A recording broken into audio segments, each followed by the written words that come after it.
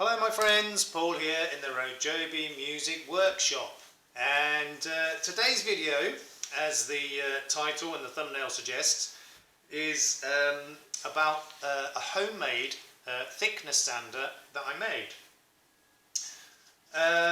Now before I start, I just want to mention a couple of people which have helped me to basically get to where the stage where I'm at now. Now, the first one I want to mention is a guy called Jerry Rosa, and his YouTube channel is Rosa Stringworks. That's Jerry Rosa of Rosa Stringworks. He's based in America somewhere, I'm not quite sure. Now, he's a luthier, or he was. He recently retired, unfortunately. But he was a luthier for around about 40 years, and I stumbled across his channel a few years ago. I can't remember exactly how. I was either searching for videos about making or repairing instruments, or I was watching other videos and one of his popped up. So I watched. I can't even remember the video, but I watched it and I was instantly hooked. The guy is, you know, he's sort of the old school, you know, style luthier. Does a lot of the work by hand. His forte really is mandolins, but he does work on guitars and violins and other instruments as well. So I gave his video a watch, and I was hooked. And from that point on, as I said, it was a few years ago, I basically watched almost every video that he put out. Now, as I said, he has recently retired from luthiery, but his YouTube channel is still going. Jerry Rosa of Rosa Stringworks. Now, although he's not actually, you know, building and repairing instruments for customers anymore, he's got probably well in excess of 1,000 videos on his channel, most of which are about instrument building and repairs and restoration and all sorts of things. Some amazing videos on his channel. One of them in particular that stands out in memory is it's basically a rebuild of a crushed violin, which is called Chocolate. So, you know, if you're interested in that, have a look on his YouTube channel, Rosa Stringworks, and just type in Chocolate. Honestly, the restoration of that violin is something else. So, you know, I've been luthiering myself for, I don't know, 4 or 5 years. I'm not sure exactly. And you know, I'd started before I came across Jerry Rosa, but I have to say that quite a lot of the work I do and how I do it is based on what I've learned from his videos. He's, you know, like I said, he's old school, and his skills are something else. So that's the first guy I wanted to mention. And as far as this thickness sander goes, the other person I want to mention is a guy called Caleb Mills of Mills Guitars. Mills Guitars is his YouTube channel. The guy's name is Caleb Mills. Now, Caleb was, I actually came across Caleb because he became an apprentice for Jerry Rosa, and was his apprentice for about 1.5 years or so, and then he branched out on his own. So now I follow his channel, Mills Guitars, Caleb Mills, and it was actually watching 1 or 2 of his videos about him building a thickness sander that inspired me to do mine.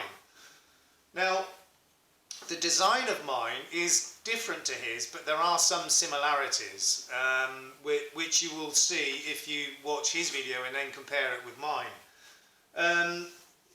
Not a great deal of similarities, I have to say, because my design is completely different. Now, personally, I prefer my design. I'm not saying there's anything wrong with Caleb's design at all. It's really good.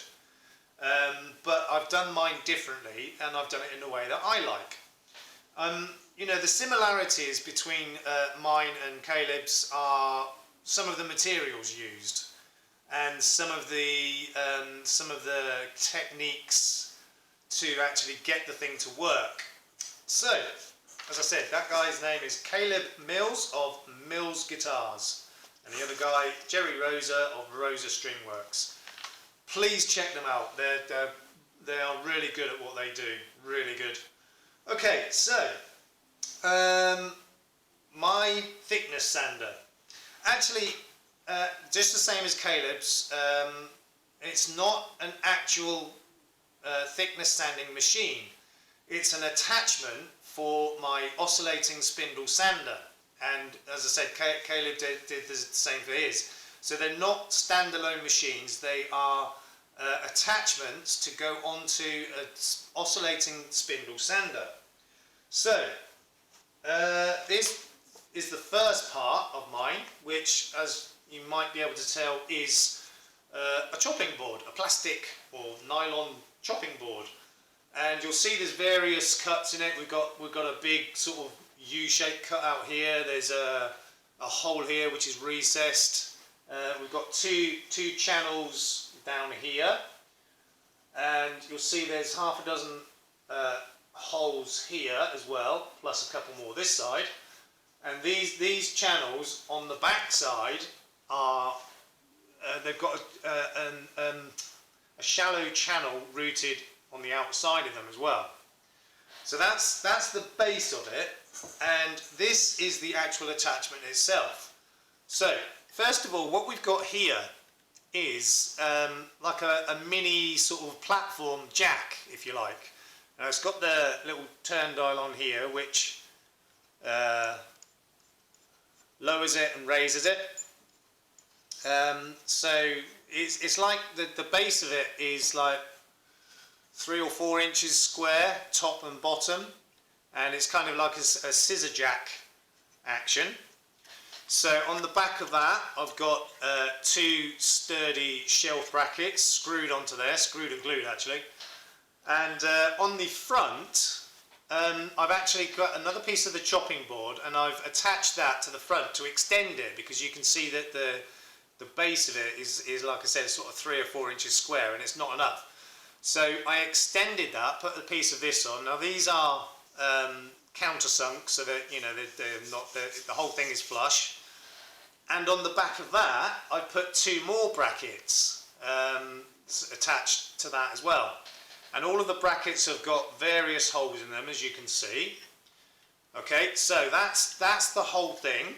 And as I said, this is the main action of it. It's kind of like a scissor platform jack type thing. Okay, so that's the whole contraption. So that obviously mounts onto this base. So let me just turn the camera around. Also, I've got the various hardware as well here for putting the whole thing together. So let me just turn the camera around and angle down a bit, and I'll start to put the thing together. So first of all,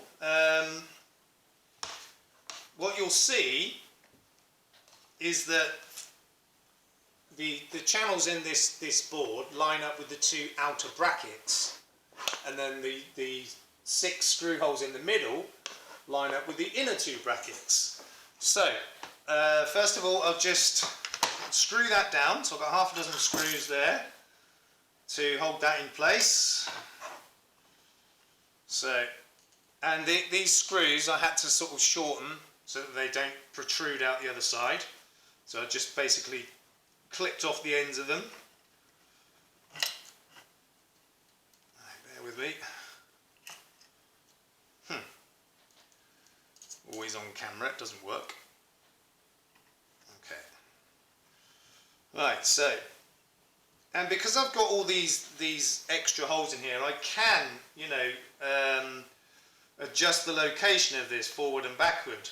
But the way I've got it at the moment is wrong. So let me just move that.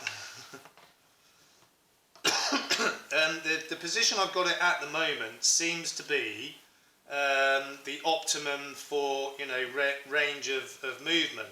But as I said, I can move the whole thing backwards and forwards on these half dozen screws, because I've got the you know, the various holes in the brackets. But as I said, this particular setting seems to be the optimum location for it all, so I'm going to go with that. So let's get all the screws in first. Should be 3 more, there we go.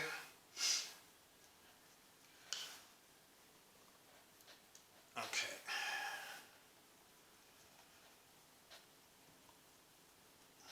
Right, 2 more to put in, then I'll tighten them all up.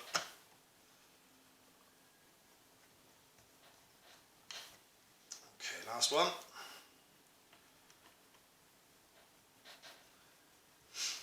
Right, so I'll tighten all those screws down now.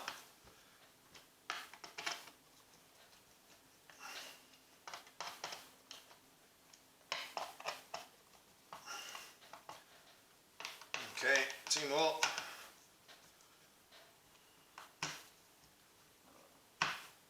Okay, right, so that's the whole thing screwed to the base, and the screws don't protrude through this side because I've cut them down. And as I said, these 2 outer brackets now line up with these 2 slots in the board. And with the routed out channel at the back, the way I've got of mounting these is, these are actually cold tube mounts for camera microphones. And I've just kind of shaved the sides off a bit. So I've got 2 of those. They go through from this side. So that one goes, which one am I putting on? The front one. And this one, this side. So those now slide up and down those channels, and that kind of holds everything in place so that it doesn't move about. And then on the other side, oops, nothing's fallen out. So on the other side of those, oh, it keeps falling out, 1 second. Okay, I've got these screw collars, I guess, and I've actually got 4 of these. I've got 4 of these, so they just go down on top of those screws right there, like that.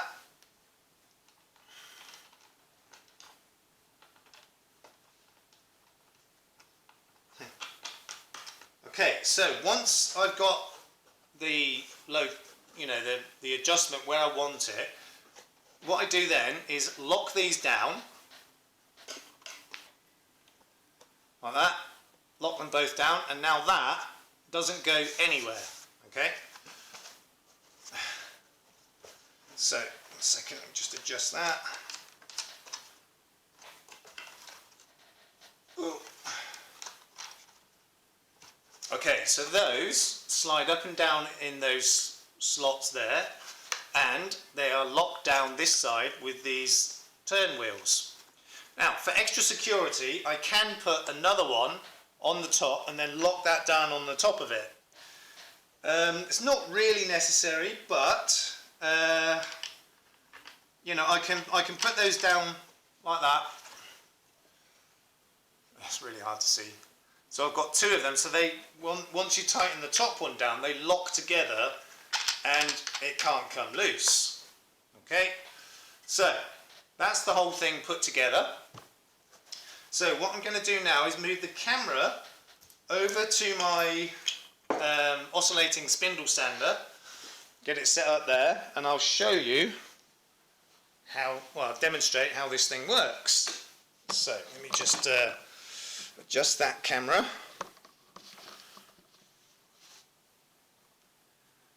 Okay, can you see all right like that? Let's just zoom in a bit. That looks about right. Lock that. Try not to switch the camera off this time. How's that look? Yeah, that's pretty good. Let's just zoom in a touch more. Should focus. Okay, so now I'll get the contraption.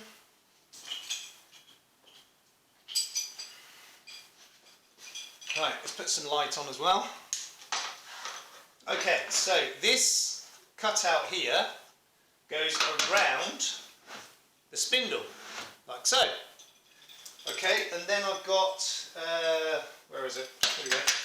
So this little wing nut screw thing goes into this hole, that's the location for the safety guard, or the stop for the spindle sander. So that screws into there, like that.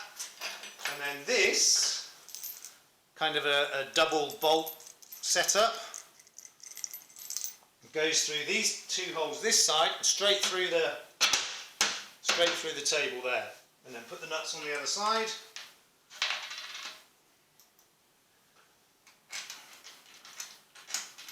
Okay, I'm doing for time. Right, so I'll just put the two nuts on.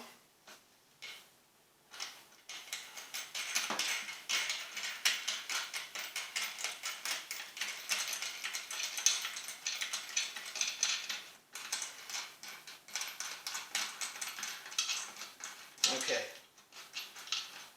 so I've got a spanner here to tighten those nuts down properly.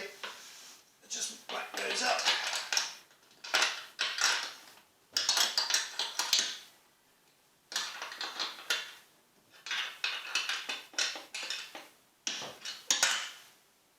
Right, so that's the whole thing secured to the top of my oscillating spindle sander table. Nice. So now what I've got here is just a test piece of wood to show you how this thing works. And I've marked one side of it with a squiggly black line because there's a nail in this side. I don't want to do that side and end up destroying the whole thing. So I'll now undo these locking tabs on the brackets, and I'll just adjust this table to where I want it, so it's just catching that piece of wood. I know you can't really see very well what I'm doing. Let me just try and zoom in a bit more. Okay, so that's where I want it. So now I'll lock these brackets back down. I'm going to take these top ones off. I don't need those for the time being. So I'm just going to lock those down now. And now that does not move at all. Okay, so noise alert while I switch this on, or not. Here we go. So now I'll just guide it through.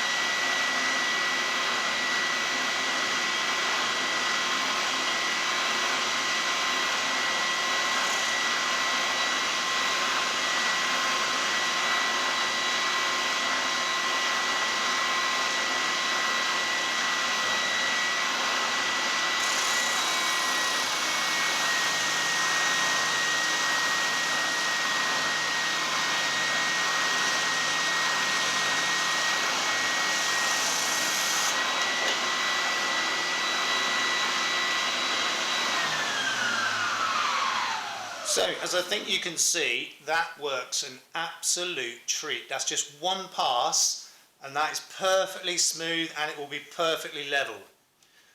So, there it is. That is my homemade thickness sander attachment for my oscillating spindle sander. And I am really, really pleased with how this has turned out and how it works, because it just works exactly the way I want it to. It's absolutely perfect. So, once again, a big thank you to Jerry Rosa of Rosa Stringworks and to Caleb Mills of Mills Guitars. So I really hope you enjoyed watching this video as much as I did making it for you and uploading it. And as I said, I do have another project on the way very soon, But this was something that I really wanted to put out, and you know, in particular to give a shout out to Jerry and to Caleb for basically, you know, helping me to get to where I am now. And to show you that with a little bit of ingenuity and a little bit, do need a few, you know, sort of handyman skills, you can save yourself a lot of money. I mean, if I was to buy a proper thickness sanding machine, it would cost me the equivalent of about £500. Now that attachment has cost me probably less than a tenner altogether. So yeah, you can save yourself a lot of money, and as I said, with a bit of ingenuity and a little bit of handyman skills, you can do it too. So if you enjoyed this video, please leave a comment, hit the like button, and if you haven't already, why haven't you subscribed to the channel? And you know, it's easy to do, costs you nothing, and I'm really trying to get my figures up. So in the meantime, please look after yourselves, look after each other, and we will see you soon. Peace out.